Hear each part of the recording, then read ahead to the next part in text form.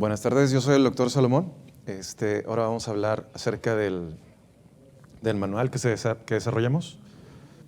En la literatura hay material acerca de sangrado, evidencia sobre cómo tratar a un paciente con hemorragia, pero casi toda la hemorragia, o los reportes que están hechos, están dirigidos en pacientes de shock trauma o en pacientes de sangrado de tubo digestivo o en pacientes de cirugía de cardio.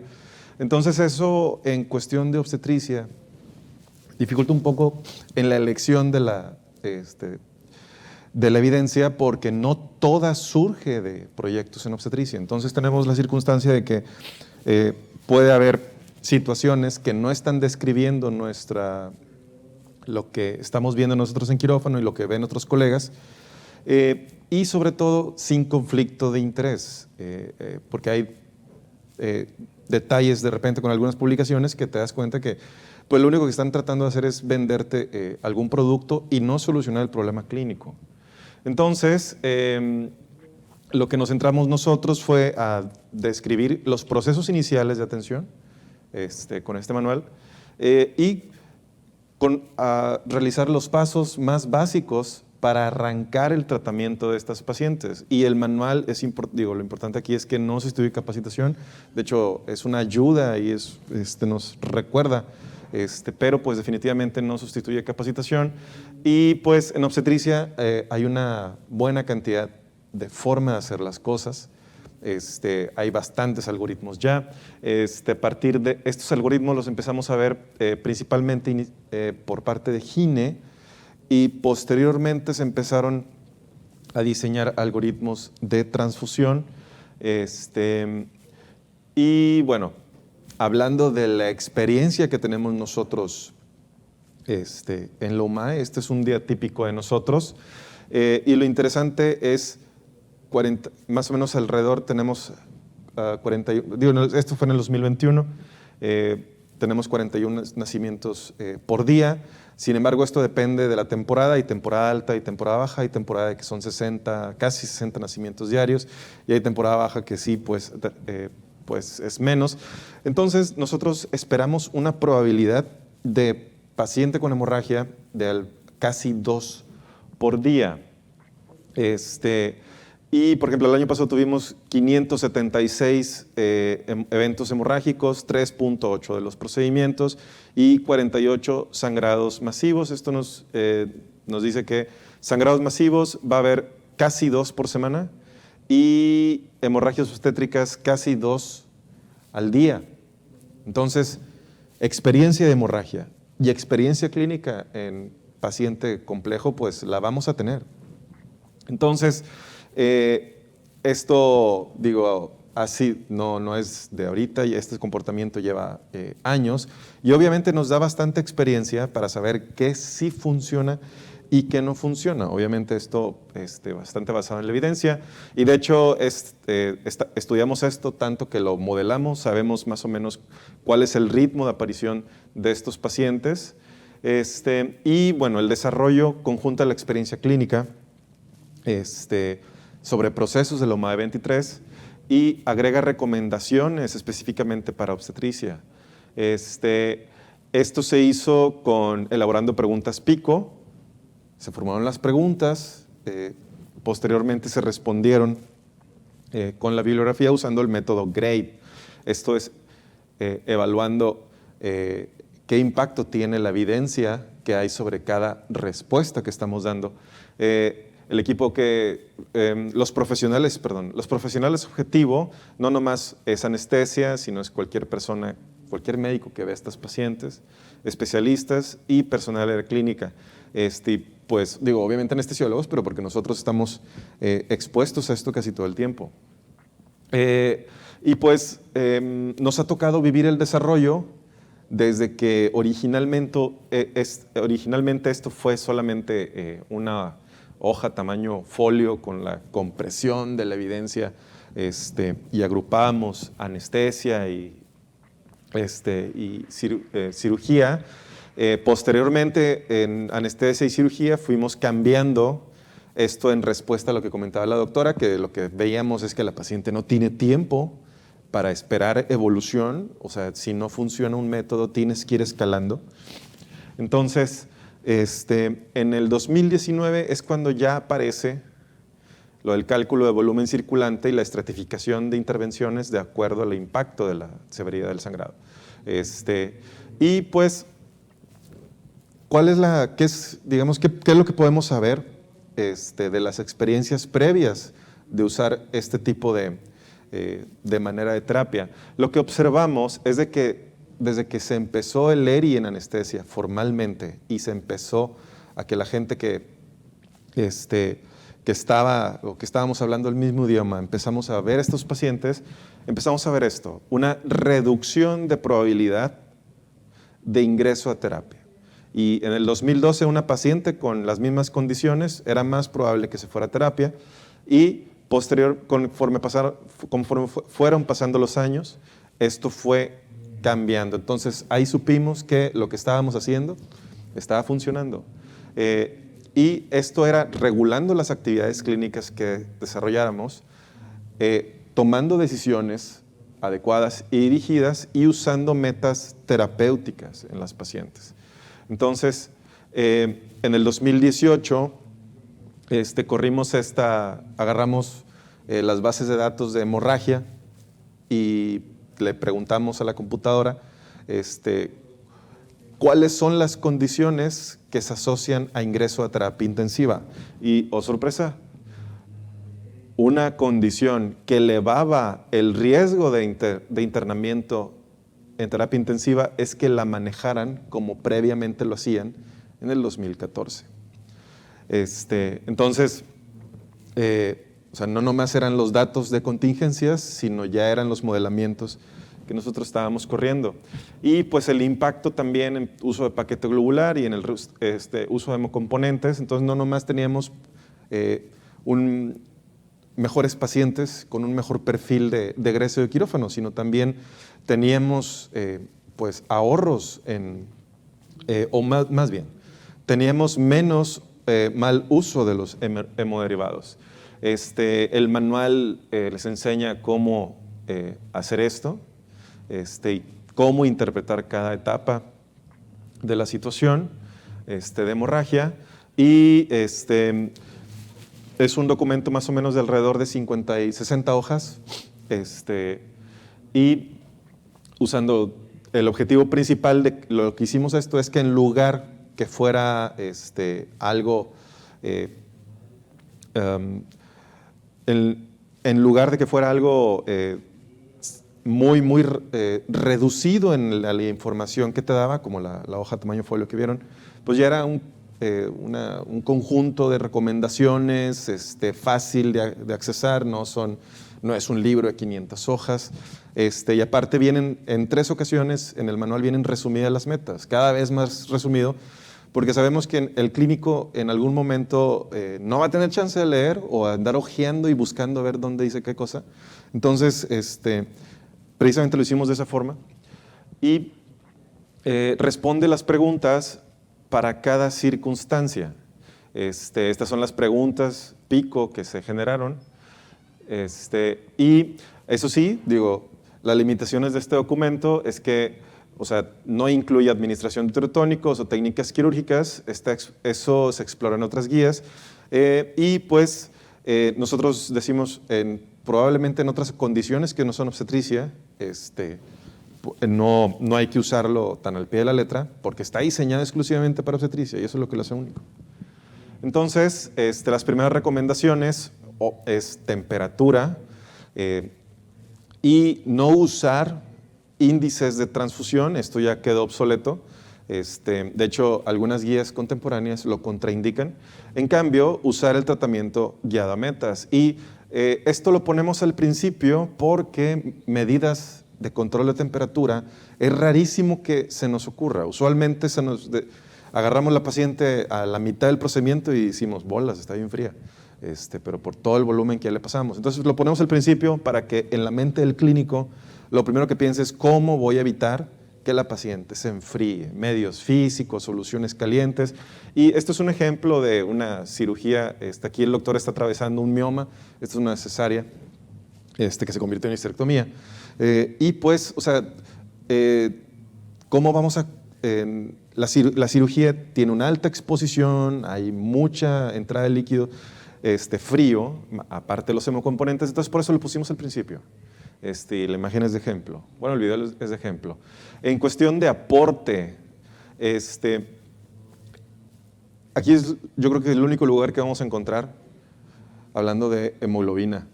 Y la evidencia en obstetricia, y esto es porque desgraciadamente no hay otra, es de 7 a 8 de hemoglobina, 21, 24 de hematocrito. Nosotros adicionalmente decimos, si el paciente está muy crítico, 21, si lo estamos alcanzando o ya va a egresar, 24 de hematocrito. Obviamente el documento viene por qué pensamos esto, pero ahorita estamos viendo exclusivamente las recomendaciones. Y pues limitar el volumen administrado de cristaloides mientras se controla el sitio de sangrado.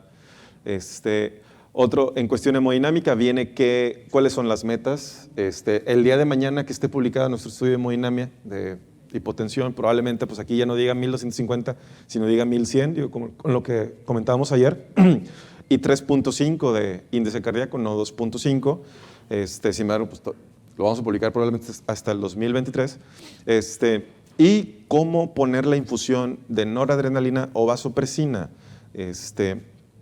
Y en el dado caso de que de forma aguda no se pueda hacer otra cosa, mantener solo una presión de 60.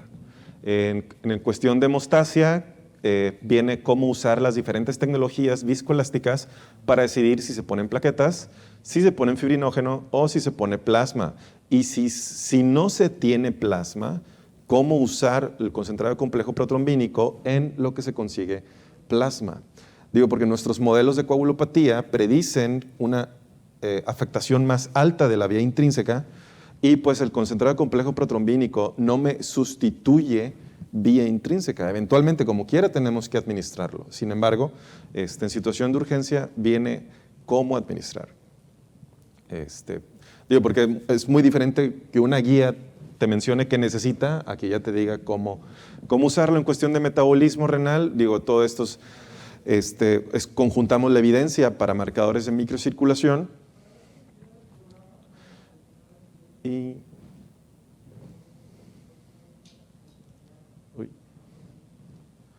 Y finalmente fluidoterapia, donde pues les decimos que no usen solución salina, usen al menos Harman, y el impacto que tienen los coloides en más bien, ¿qué coloide es el que vamos a administrar en este tipo de pacientes?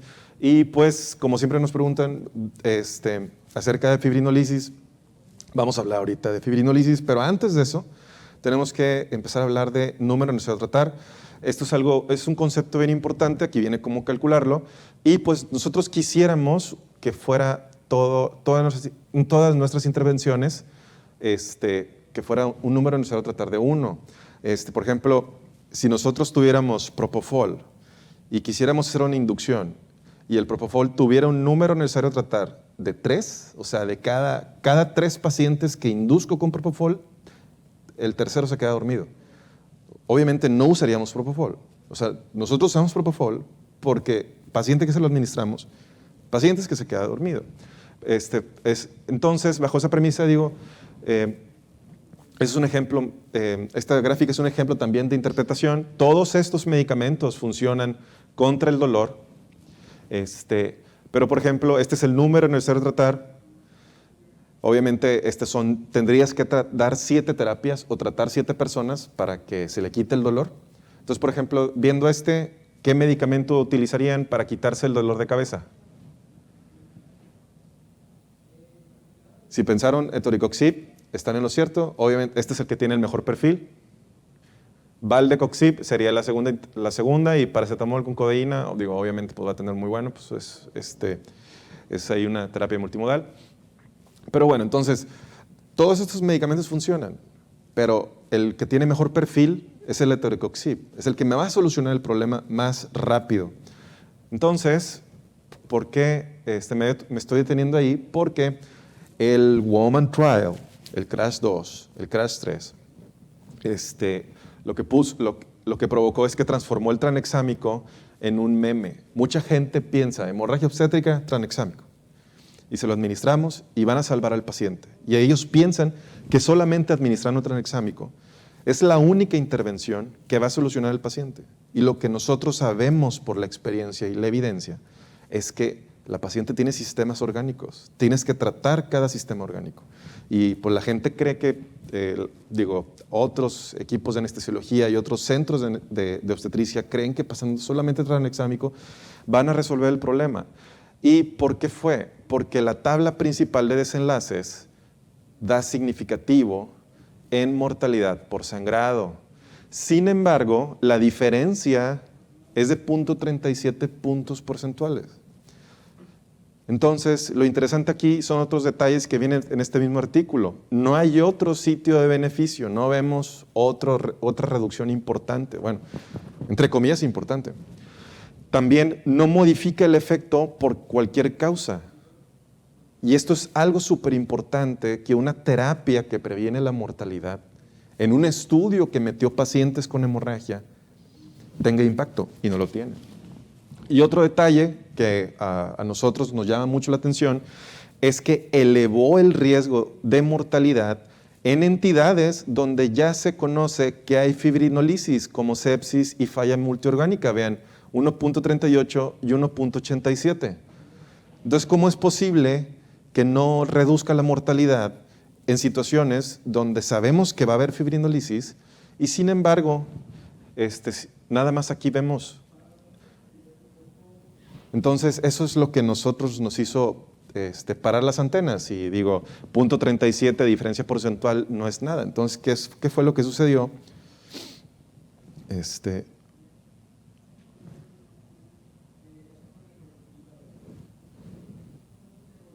Muy bien. ¿Qué pasa si nosotros procesamos el número necesario a tratar del tranexámico? Vean la cifra que viene aquí. Número necesario a tratar, 270. ¿Ustedes darían una terapia que necesita 270 administraciones para prevenir una muerte? O sea, si ustedes agarraron el etoricoxib en lugar porque es de 1.5 el número necesario a tratar, y no agarraron el valdecoxib, que es 1.9, porque era el segundo lugar. Entonces, ¿ustedes darían una terapia de 270? Y sin embargo, la gente se enganchó con esto. Por eso nosotros decimos que el Woman Trial transformó el tranexámico en un meme. ¿Qué fue lo que sucedió? Sucedió que al 75% del avance de este proyecto se dieron cuenta, ellos aumentaron la muestra de 15,000 a 20,000 pacientes. ¿Qué pasa si nosotros le quitamos 5,000 pacientes, que fueron los que terminaron reclutando extra? Vean, mantuvimos los mismos porcentajes de efecto. Sin embargo, ¿qué sucede con la P? 0.083. Yo creo que el Woman Trial no hubiera estado chido si hubiera estado publicado con una P no significativa. Sin embargo, el nivel de efecto es el mismo y el impacto. Entonces, lo que dice SACUR y colaboradores es que el ácido tranexámico reduce la muerte por sangrado en la hemorragia posparto sin efectos adversos cuando el estudio no se diseñó para ello. Y que debería de administrarse en pacientes con hemorragia tan pronto sea posible. Entonces, ¿podemos coincidir después de platicar esto que platicamos con SACUR? Yo creo que no. Y bueno, dicen, bueno, pues vamos a... Y bueno, nuestro equipo le hizo Monte Carlo, que es una simulación de los eventos para ver si la P se sostenía. Y lo que nos dimos cuenta es de que solamente en el 41% de las simulaciones, simulamos 1.400.000 eventos, encontrábamos lo mismo que encontrar el Woman Trial. Y esto no debería de suceder. Deberíamos de tener menos de un 5% de varianza con respecto a lo que ellos están reportando. Y bueno, dicen, bueno, pues ustedes están chiflados, les encanta estar metidos ahí en los números y andar discutiendo con la gente. Entonces, pues desgraciadamente no. Hay más gente que concuerda con nosotros y de hecho el Woman Trial tiene bastantes editoriales y la más interesante es esta de la doctora Alicia, Teresa Dennis, de Australia. Ellos dicen, basados en los datos, el número necesario a tratar es de 250. Esto sí no redondeas. Si es 0.4, es 250. Si es 0.37, es 270. Y dicen, en Australia, la incidencia de hemorragia es del 5%. Y si nosotros usáramos la reducción de riesgo relativo que tuvo el Woman Trial y la extrapolaran a Australia, el número necesario a tratar de profilaxis de tranexámico es de 35.587 administraciones profilácticas. Recordemos que el Woman Trial fueron pacientes con hemorragia, nunca fue profilaxis.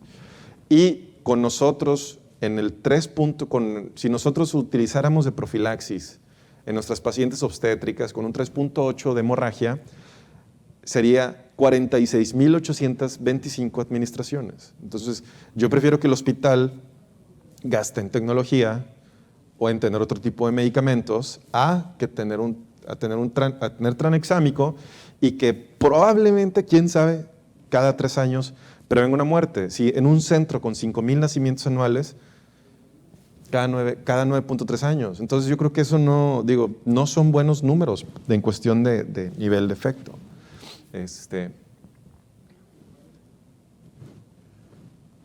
Entonces, hubo gente que hasta hizo un artículo, de hecho hay 2 artículos acerca de esto, también no es algo aislado de nosotros. Y lo interesante aquí es de que, bueno, en la demás evidencia que existe de tranexámico, ¿será el Woman Trial el único que tiene ese nivel tan bajo de efecto? Y vemos el CRASH 2, 120 número no se va a tratar. El CRASH 3, 76 como nivel general, y en Glasgow severo, 227. Y te dicen, en Glasgow severo, Sakur y colaboradores escribió CRASH 3, Woman Trial y CRASH 2. Y Sakur te dice en el CRASH 3, no lo administres en Glasgow severo, con 227 de número necesario a tratar. Pero la obstétrica sí, con 270 de número necesario a tratar. Entonces te quedas, ¿qué onda con la asesoría? Y estos son datos de la revisión que hizo Cochrane, y en requerimiento de paquete globular tú tendrías que administrarlo 10,000 veces para prevenir una transfusión. Entonces, pues el efecto que tú digas es mínimo. Y luego tenemos a doctor Sperry, de Texas, de la Universidad de Baylor. Lo que hizo Sperry fue en el traslado aéreo de los pacientes de shock trauma, les puso 2 plasmas frescos congelados. Y a otros pacientes les puso solución salina. Y vean el número necesario a tratar, 9. Entonces, la moraleja aquí es, ¿ustedes qué prefieren? ¿Tratar fibrinólisis o tratar coagulopatía? ¿Qué impacto tendrá? ¿Cuál tendrá un impacto más alto? Pues definitivamente coagulopatía. Y eso, todo este texto viene en el manual. Y cuando nos vamos a la evidencia, como nos comentaba la doctora ayer, vemos que los inhibidores del activador del plasminógeno están elevados. No es sorpresa que el nivel de efecto de un fibrinolítico sea bajísimo en una paciente obstétrica. ¿Por qué? Porque la paciente obstétrica ya está inhibiendo la fibrinólisis. Incluso hay solo un artículo donde reportan el test, el gold standard de evaluación de fibrinólisis, que es el test de lisis de euglobina, y está aumentado y aumentadísimo el tiempo de lisis en pacientes de tercer trimestre. Pero bueno.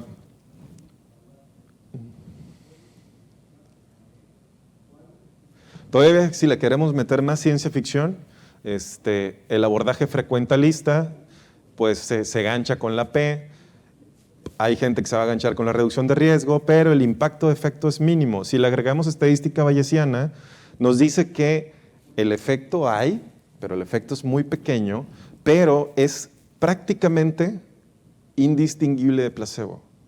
Entonces, la traducción es que bajo estadística frecuentalista hay una diferencia parcialmente significativa. Sin embargo, la estadística bayesiana se tiene una alta certeza en el reducido nivel de efecto en mortalidad, y al evaluar el impacto de la distribución posterior no es diferente a placebo. En cambio, este es el Woman Trial, visto por estadística bayesiana. Y este es el de Sperry, el que vimos de plasma. Y vemos pues el abordaje frecuentalista, la P es mucho mejor, reducción de riesgo mucho mejor, impacto de efecto definitivamente mucho mejor. Y en lugar de que hubiera un 15% de empalme de la distribución de Bayes, hay nada más un 3%. Y en la diferencia con placebo, te dice que un 9% es el que está empalmado sobre la distribución bayesiana, y pues esto es lo que queremos ver, que no esté empalmado. Entonces, desde el punto de vista frecuentalista hay diferencia significativa, y desde el punto de vista bayesiano se tiene alta certeza de la gran reducción de mortalidad, y evaluar el impacto de la distribución posterior es altamente diferente de placebo. Esto es lo que queremos ver en estudios. Entonces, mucha de la evidencia que viene en ese manual está vista desde este punto de vista. No es nada más, este artículo dio significativo, vamos a ponerlo, no, están pensados.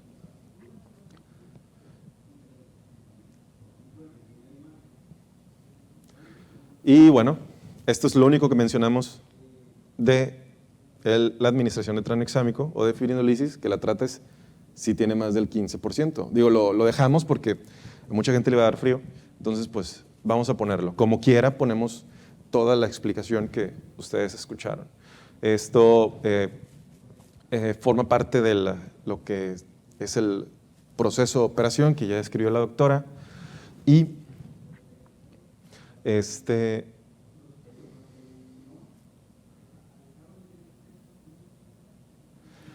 pues en una situación programada tenemos tiempo de leer el manual, pero pues hicimos resúmenes también para cuando sea, aquí viene más o menos cómo estructurar el tratamiento y cómo ir resolviendo los problemas de las metas. Sin embargo, en cirugía de urgencia se enfoca bastante en resucitación. Digo, porque muchas veces el cirujano nos dice, yo tengo que operar. Y nosotros le decimos, pues si la abres en este momento, pues nos la vamos a echar. Entonces el chiste es cómo dejamos a la paciente en las mejores condiciones para que tolere la cirugía. Y bueno, no nomás damos anestesia, hay que recordar que la paciente tiene sistemas orgánicos que hay que estar cuidando. Muchas gracias.